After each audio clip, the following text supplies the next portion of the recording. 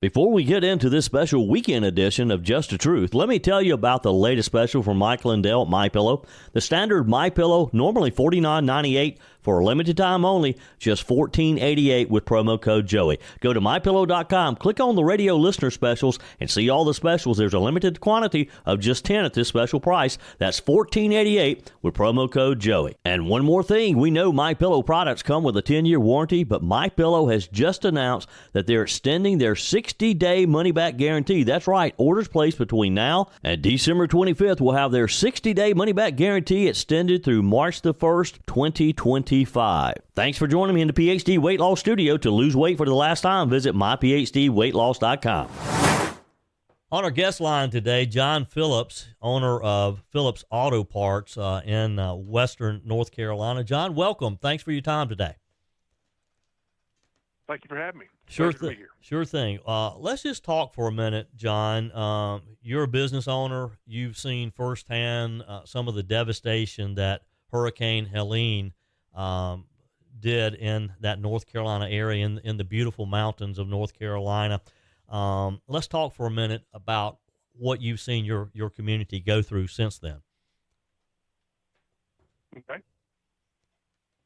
You want to where do you want to start? Yeah. Well, tell me about what you saw, the damage, and how the community has rallied to answer it. Well, what you saw was something you've never laid your eyes on before. To start, in just the massive amount of water. You got to remember, we're the headwaters up here for y'all. Okay. Yeah. So it starts up here, and when it has 20-some inches or whatever it was dumped on it, it's moving out of here at a very rapid pace. So whatever got in its way, didn't matter if it's a car or a house or whatever it was, it was gone. Yeah. So really so much water that basically some of the rivers changed the topography of the land, and a lot of rivers are still not in their rivers and streams are not in their beds anymore, their natural beds. And just a lot of displaced families, a tremendous amount of damage, tremendous amount of loss. But the silver lining, I guess, now that we're 85 days into it here, the coming together of the community and the outpouring of support has been tremendous. Yeah, tremendous.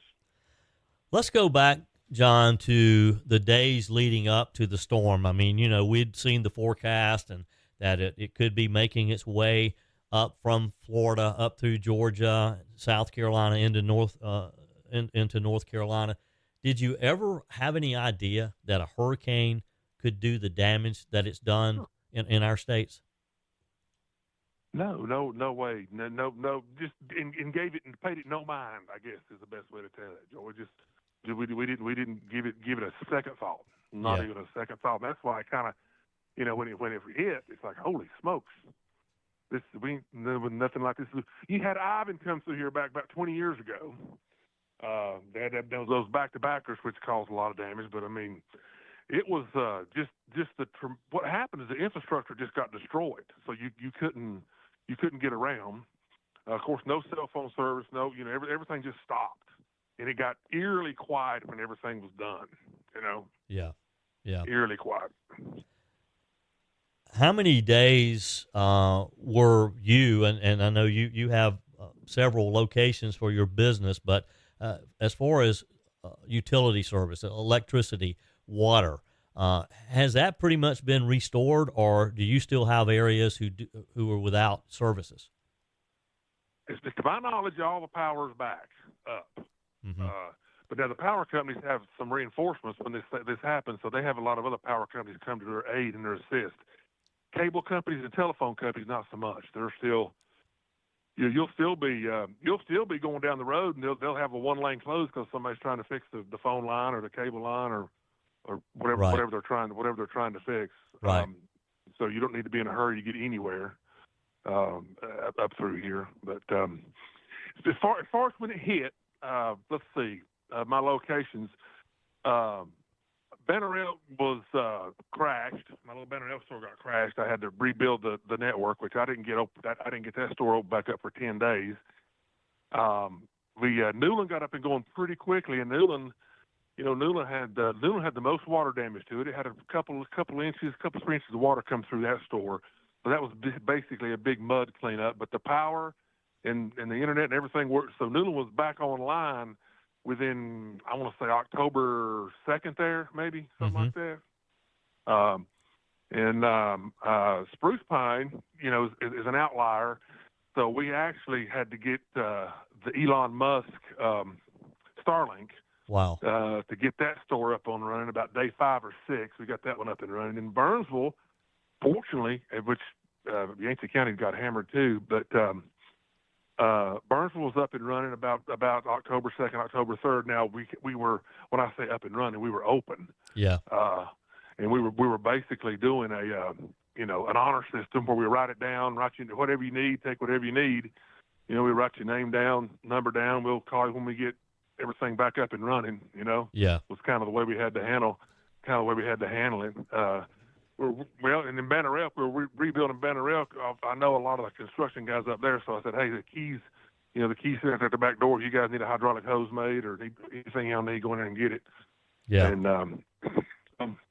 but that was about the time frame. We're basically up and going within maybe just 10 days at the most, I would say, for Banner Elk. We were up in operational business, and then it's just been wide open. What we're trying to do is keep these crews that's putting this community back together. We're trying to make sure they've got what they need to put it all back together. And again, it's just a tremendous outpouring support of people from all over. Right. Coming to help and assist, and now they're getting paid. I mean, Yeah. let's not forget that. But it's made everybody a little bit nicer to each other. I can tell you that. Yeah, interesting. Yeah. With me today, John Phillips. He's the owner of Phillips Auto Parts. He has multiple locations in the North Carolina mountains, Burnsville, Spruce Pines, in that area, an area that was hit very hard by Hurricane Helene. Now, John, you have, one of the things, I guess one of the positives, if there is, that's come out of this is we've seen a lot of communities come together. And as you just said, helping one another. And you've really seen the best part of people and how they help one another. And that's what you and others are doing, because there's a lot of people hurting there, and a lot of people, they need their cars. And so you are, there have been people who've been raising money and you've been discounting things, but just trying to help people, maybe with a battery or whatever. Talk with us about that and the outpouring of support that you've seen. Joe, it's kind of hard to describe. You don't go through a natural disaster many times in your life, and so when you see the giving hand, I guess, the outpouring just keeps coming and coming and coming. So it's just for everybody, nobody's living in a tent, unless they want to up here. Okay. Yeah. Nobody's going to sleep cold. Most people have been placed somewhere. So that's a good thing. But it's just the rebuilding process is going to be here for a while. It's going to take a while to rebuild this. I mean, my hometown, Spruce Pine, the entire lower street, was at 8 feet of water in those businesses down there. And some of them are not coming back. Yeah. Yeah. Some are not coming back. But the good in most people, the good in most people has certainly had an opportunity to shine during this time. But there's also been some advantage takers that's coming through here as well. Yeah. Unfortunately. Yeah, that is unfortunate, but I guess you probably see that in about every situation like this. But the good outshines that, I should say. Yeah. By far. Yes, yeah. Sir. By far it overshines. Yeah. Yes. John, in our final minute or so here together today, talk with people who are listening. Life has gone back to normal for most people that were in the path, but you guys are a long way from that. How can people help who are listening today who live in other areas of, say, maybe South Carolina, Northeast Georgia, what can we do to help you guys? Well, I can tell you just from my perspective, I can't say enough about Samaritan's Purse. Okay, I can't say enough about those guys because you know during the process you had the National Guard come in here, okay, and they helped a little bit, and then you had but Samaritan's Purse. Anytime the roughest spot, Joey, okay, the meanest, toughest, roughest places, you had those guys in those orange shirts, Samaritan's Purse. Yeah. They was out there. That's where they were. It's amazing. I'm just watching a truck right now run down the road. It's Samaritan's Purse box truck. I mean, they've been absolutely unbelievable. Yeah. For sure. That would be my suggestion. That can do the most good. You know. Yeah. Everybody's tried to help, but I just that one has shined the most. Sure. From somebody that's here from somebody that's looking at it every day. Sure. Just telling you. Yeah, well, that's good to know. Samaritan's Purse is a great organization, and look, you know, they've had a lot of experience, unfortunately, at responding to these things. Mm-hmm. So, and that's what you need. John, thank you again for your time today. And look, we certainly continue to pray for you guys up there, and we hope that that recovery comes sooner than later. Thank you for that, Joey. Speaking about praying, I did some praying myself to ask God what I'm supposed to do with these blessings He gives by keeping my stores open, and He's shown me what I'm supposed to be doing. Yeah. So, thank you for mentioning that. Sure thing. Your comments are welcome on the Furman Ford text line, 864-477-JOEY. That's 864-477-5639. Emails always welcome, joey@joeyhudson.com. Continuing today's show, Christmas is a time for giving. There's nothing more satisfying than to be able to help others, and especially when it involves children around Christmas. I was very fortunate growing up. We were middle income. My parents always made Christmas special for my sister and me. My mom still does, even as an adult. That's not the case for all children, though. We're living in some tough times more than ever. We have to step up and help out, and that's what it's all about, is helping one another, helping people in the community. There's a group doing just that for children in Oconee County, Christmas for Kids. On our guest line today, the director of Christmas for Kids, Kim Kelly. Kim, how are you? I am wonderful. Thank you so much, Joey, for having me on. Well, it is a pleasure. I'm just really impressed with what you guys do. So let's start at the beginning, if you would, Kim, and just give our listeners an overview of what Christmas for Kids is all about. Great. We are a nonprofit 501c3 group that we provide Christmas to children in Oconee County from birth all the way up to 17, as long as they're still in school at that time.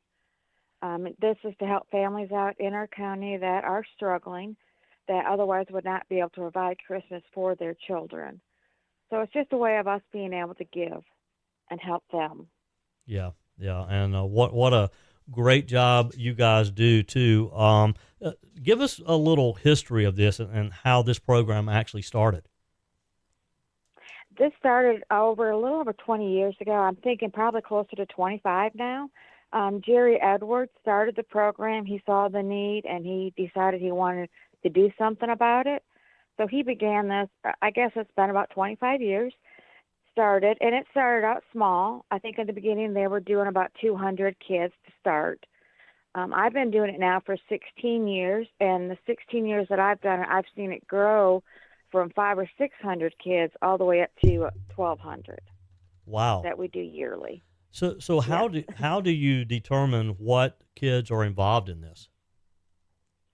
We have a screening process. They have to meet income guidelines that we have set, and they have to come in and they have to provide the documentation. They have to provide the proof that they do live in Oconee County, for one. They have to provide their financial situation, either proving to us their food stamps, their income with, giving us tax returns or pay stubs. And then we just verify with other organizations and through the school that child that they're applying for, or children, are not receiving aid anywhere else from any other organization. We don't want to have more children. We would like to have more children getting help than less. So we try to avoid getting what we call double dippers. Sure. And that's where they would get help from us and someone else. Yeah, just making sure that everyone is taken care of for sure. On my guest line today is Director of Christmas for Kids, Kim Kelly. If you'd like additional information about this wonderful organization, their website is c4kids.org, c4kids.org, and they have all the information about what they do and, of course, how you can become involved, whether it's a donation or maybe volunteering. And let's talk about donations, and I'm assuming that all of the money that is used for these toys and clothes and the gifts is raised right there in the community, right? Yes, all our funds are raised within our community.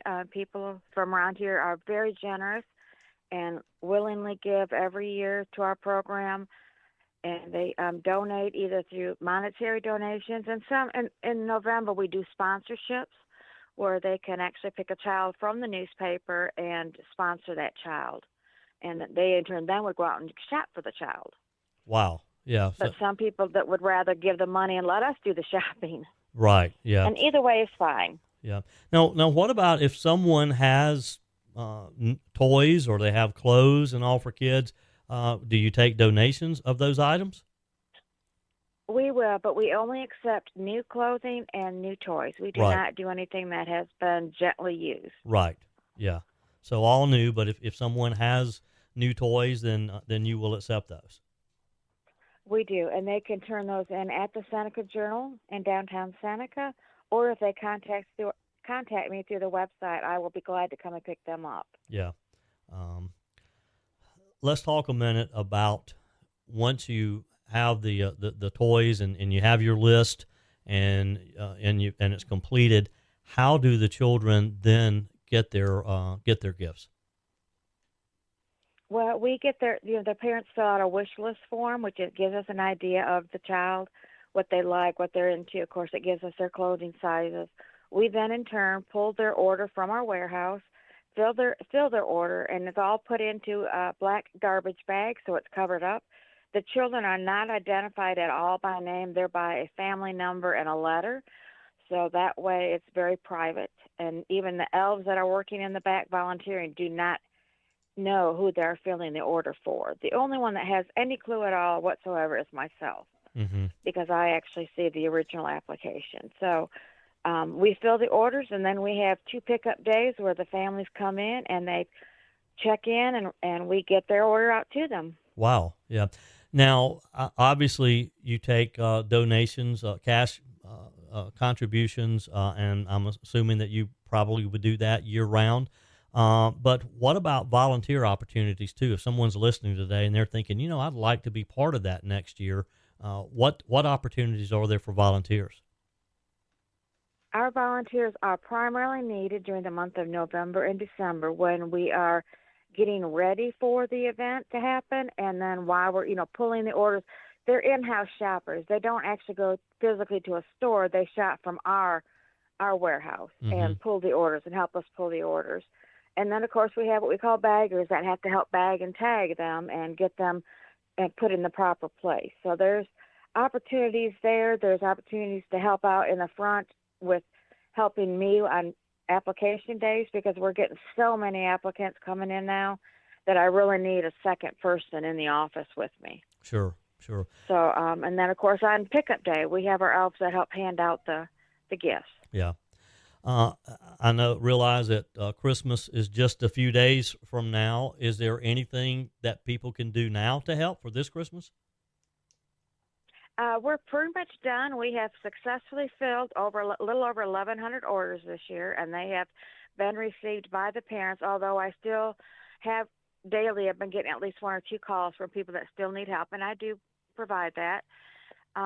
So this year, pretty much we're done, but again, we take money and we'll take any kind of donations of new clothing and toys anytime. Yeah. Kim Kelly is Director of Christmas for Kids. This is a 501c3 nonprofit serving Oconee County. Their website is c4kids.org, c4kids.org, and it's just a great organization that are doing a lot of good. for the kids in Oconee County. And if you'd like to be a part of this, I'm assuming that probably the day after Christmas you start planning for next year. Is that right? We do. We've already kind of looked ahead as to when we're going to have our applicant dates going on and when we're going to do our pickup dates. We're already looking at that because, unfortunately, next year is like this year where Thanksgiving falls a little later. Mm-hmm. And when that happens, it does kind of rush us a little bit more. So next year we're actually going to probably start taking our applicants the end of October instead of waiting till the 1st of November, just to give us an extra week in there. So, yeah, we're already planning for next year, already going on. Yeah, well, go to their website, cforkids.org, check them out, and reach out to Kim if you would like to be a part of this next year. Kim, thank you again. God bless you. Appreciate what you do in the community, and Merry Christmas to you. Merry Christmas, Joey, and thank you so much for letting me talk about this wonderful organization. Sure thing. Have you finished with your Christmas shopping yet? Well, I have some good news for you. MyPillow is glad to announce that their Christmas extravaganza is continuing. Get this season's flannel sheets for as low as $59.98 when you use promo code Joey. And they're not going to last very long at this price. The famous My Slippers, they haven't been on sale for over a year. They're regularly priced at $119.98. Now, with promo code Joey, you can get them for $59.98. And the 6-piece towel set, these towels, you've heard me talk about them. They're very soft, but yet they are absorbent. Most times, you're not going to get a towel this absorbent. When you use promo code Joey, when you go to MyPillow.com or call 800-893-4059, you're going to get them for just $29.98 with promo code Joey. $29.98 for a 6-piece towel set. With hundreds of MyPillow products, there's something for everyone on your Christmas list. Bathrobes, duvets, quilts, down comforters, and so much more. Go to MyPillow.com or call 800-893-4059. Use promo code Joey to get the very best deal on every single item, and Merry Christmas to you. Sleep in Heavenly Peace is a volunteer-driven nonprofit dedicated to building and delivering handmade, fully furnished beds to children in need. SHP's mission is to tackle childhood bedlessness, which they estimate affects about 3% of the population. Although a national organization, the Westminster chapter serves that Oconee County area, and on our guest line today is Kaitlyn Turner, the chapter president. Welcome. How are you? I'm doing great. How are you? I am wonderful. Thanks for your time today. Let's just start with the 30,000-foot view of what Sleep in Heavenly Peace does. So Sleep in Heavenly Peace, we provide beds to children that do not have one. And when I say do not have one, that might mean that they are sleeping on a couch, on a pallet in the floor, on a mattress in the floor, or co-sleeping with a sibling or a parent, or even just, sleeping on an old broken bed that's been pieced together. We can provide beds to kids in all 13 Oconee County zip codes. And the only qualifications is for you to live within one of those zip codes and for the child to be between the ages of 3 and 17. And for that, you just to tell us that child does not have a bed. Wow.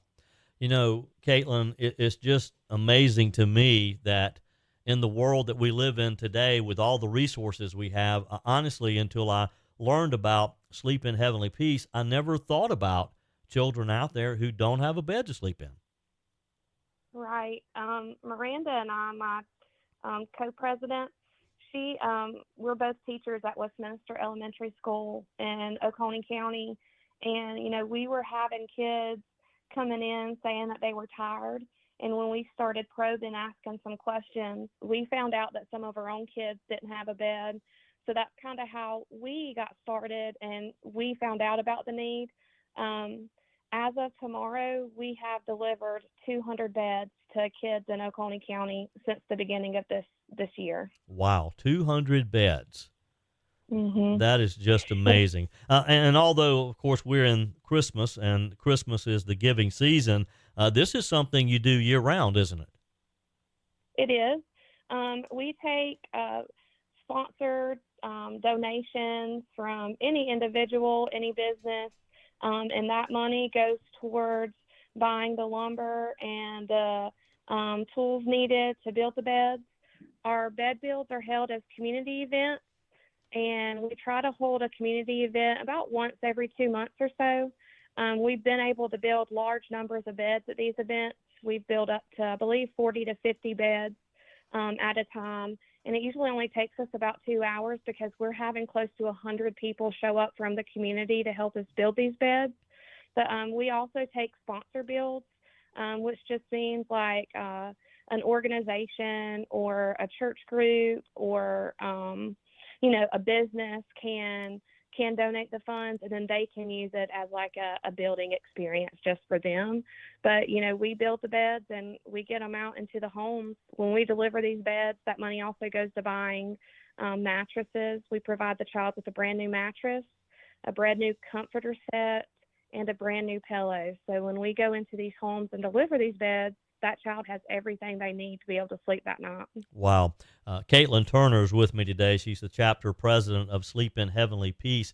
So when you talk about a building day, kind of walk us through that. Obviously, you have volunteers, but just kind of take us from the beginning of the day and how that unfolds.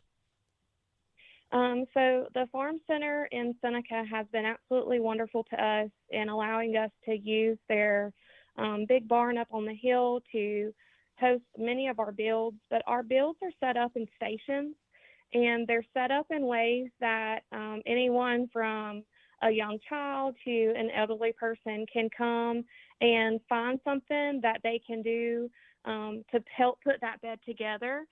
We have sanding, we have some drilling stations, we have the staining stations, and even things such as like carrying wood from one station to the next is super helpful. We encourage, people to bring their kids with them because it's a great opportunity for their children to kind of see how they can begin to give back and help other kids in our community. Yeah. Typically, what do you estimate the cost of a bed is?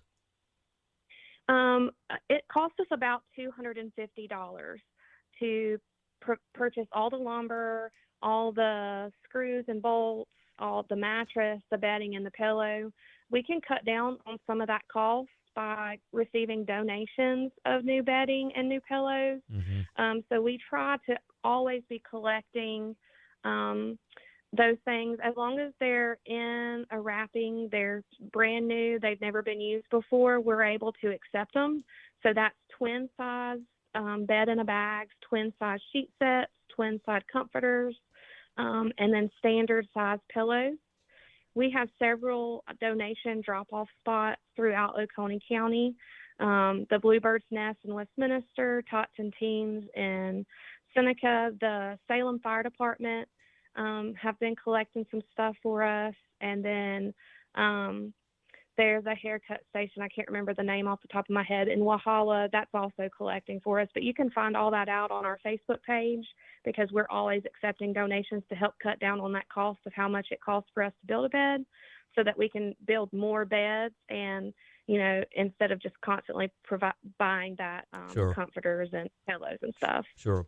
Kaitlyn Turner is with us today, chapter president of Sleep in Heavenly Peace. For additional information, you can go to their website, shpbeds.org, shpbeds.org, and what a wonderful organization this is for sure. So, Kaitlyn, if there's listeners today who think, well, that's something I'd like to be involved in, tell us what your needs are and how people can be involved. Obviously, I assume you probably would take cash donations, but in addition to that, how can people be involved? I'm one of those people myself. I felt like I never had enough money to be able to give back because I was always trying to survive. But what I've realized is, everybody has some time. And by involving your family, there's a lot of different ways that you can volunteer together. We run delivery teams. We try to do those every weekend. If you'll reach out to us on Facebook or by email or phone, we get you set up on a delivery, and you and your kids, your family can go into these homes and set up beds for children. And it is a beautifully heartwarming experience. So we're always looking for volunteers to help with delivering. We're always looking for donations of the bedding and the pillows. Monetary donations, of course, are great because that's used to particularly purchase our lumber. And then on our bill days are put on our Facebook page. We haven't determined a date yet for January. We're looking at a February date right now, but we're trying to collect as much money as we can so that we can build as many beds as we can. But when we get that date determined, we'll put it on there, and we'd love to have people come out and help, because there really is something for everybody to do. Sure. And how do people find you on Facebook? What's the name of the page? It's Sleep in Heavenly Peace, and then our chapter name is Westminster-SC. So if you just look that up, you'll be able to find us. You can also find our Facebook linked online at our SHP website. Sure. It's all on there. Sure. And that's shpbeds.org, and you can just click on your local location, which in this case is Westminster, and it has all the information there as well. Kaitlyn, thank you so much. Thanks for what you do, and we hope that you and your family and organization have a Merry Christmas, and we'll chat back in with you next year, and maybe we'll be out at one of your build days. That sounds wonderful. We look forward to it. Thank you so much. Sure thing. Kaitlyn Turner, she's chapter president of Sleep in Heavenly Peace. Again, shpbeds.org, shpbeds.org. You can donate online, and there's also a volunteer button you can click and get additional information as well. Dr. Richard Gibbons is a native of Scotland. He's been the senior pastor at First Presbyterian Church in downtown Greenville since 2007. I'm always happy to get to spend a little time with Dr. Gibbons each year leading up to Christmas. Dr. Gibbons, welcome. It's always a pleasure, my friend. Joey, thank you for the warm invite to be with you. It is an exciting time of year, and I'm delighted to be with you. Yes, it is. What a special time of the year, a busy time for First Presbyterian. Before we get into some of the specifics of what you have planned for Christmas at First Pres, let's talk a minute about your message to people about the real meaning of Christmas, how we balance that with all of the commercialization that we see in the holiday. Indeed. Joey, I think most of us get excited around this time of year. We love to send out cards, decorate our homes. We appreciate going to concerts and events and parties. And of course, we love seeing the children celebrate Christmas. And yet, in the midst of all of that busyness and the frenetic pace, it's helpful now and again just to step back a little and remember the real significance and importance of Christmas. And of course, it is the birth of the Christ child, God coming into this world to give us hope, to transform us, renew us, change us from the inside out by giving us a new heart, new mind, new soul, and drawing us into a relationship with Him. And that's the real meaning of Christmas, as you know, and that's the one that we celebrate the most, and that's the one that's the most fun as well. Yeah, Christmas is a special time, and when you have family to share it with, but it can also be a tough time for people who maybe don't have family, or maybe they've lost someone special in their lives this year. Yes, what indeed. Advice do you have people who are struggling at this time of the year? Joey, we have a service the first week of December, and it's now past, of course, but it's intentionally in that first week because between Thanksgiving and Christmas, if someone has lost a loved one in the last 8 to 10 months, that can be a hard time for them. There's an empty seat at the Thanksgiving table. They're not quite sure what to do about buying gifts for someone who's no longer there. And of course, all of those memories can be overwhelming. And in fact, it can be a sad time. But nonetheless, I often say to folks in that situation, when you get together with family and friends, talk about the person you've lost. Spend time celebrating them. Articulate those special memories, get alongside each other, and that makes the grief so much easier. So if your listeners are struggling at this time of year, it's healthy to talk about the person you've lost. If you're struggling with addiction, depression, loneliness, try and get alongside folks who will listen and encourage you a little, and try not to isolate yourself at Christmas. That's important as well. Yeah, those are good words of encouragement. And of course, regardless of your situation, we're all still celebrating the birth of our Christ. We are indeed, absolutely. And that should give us that sense of comfort and hope that I mentioned earlier. Yeah. Dr. Richard Gibbons is with me today. senior pastor at First Presbyterian Church in downtown Greenville. And for listeners who maybe aren't that familiar with First Presbyterian, it's a large, busy downtown church at the corner of Richardson and Washington. Dr. Gibbons, talk a little about the church, what you have leading up to Christmas. I know it's a busy time for you, for your choirs, for everyone involved in making these services special. Yeah, it is. And during the last part of November, moving into December, we've had three major projects this year. The first is a well-known project, which many of your listeners will be familiar with, called the Children's Shoebox Appeal. And Samaritan's Purse, who is, as you know, this wonderful mission agency who help kids who pretty much have nothing. And they pass out shoeboxes, and families and individuals and children can go shopping, pick up socks, toys, games, some underwear, toothpaste, some soap, all sorts of things to put in a shoebox and to be passed out to kids who have nothing. And so that was our first major project, end of November, early December. Then we had what we call our angel tree. And throughout the church here, we put up a number of Christmas trees and we hang a cardboard angel on it. And each member of the congregation lifts off an angel, turns to the back, and it will say, basketball for boy, age 8. It might say game for girl, age 6. It might say colouring in crayons and pencils and colouring books for 4-year-olds.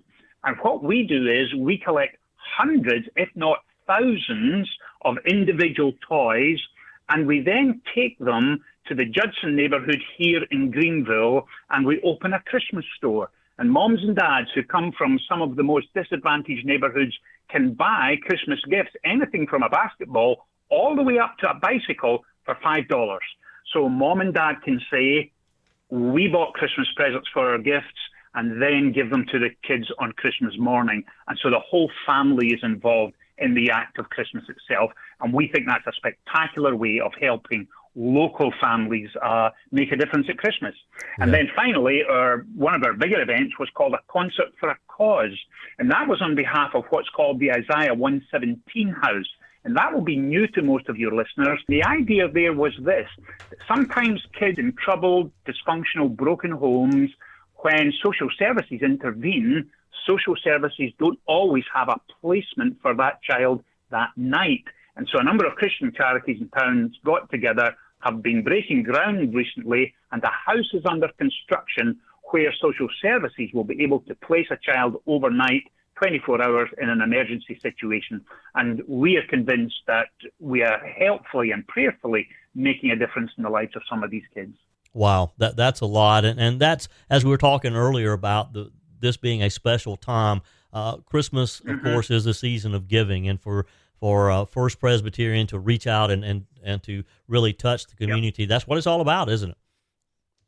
It is, through and through. And we think we're obliged, having been the recipients of the love of Christ and having been transformed ourselves, our job is to reach out and share that love with others who really are in need. And so we definitely hope, as I said, and pray that as a congregation we're making a significant difference. Yeah.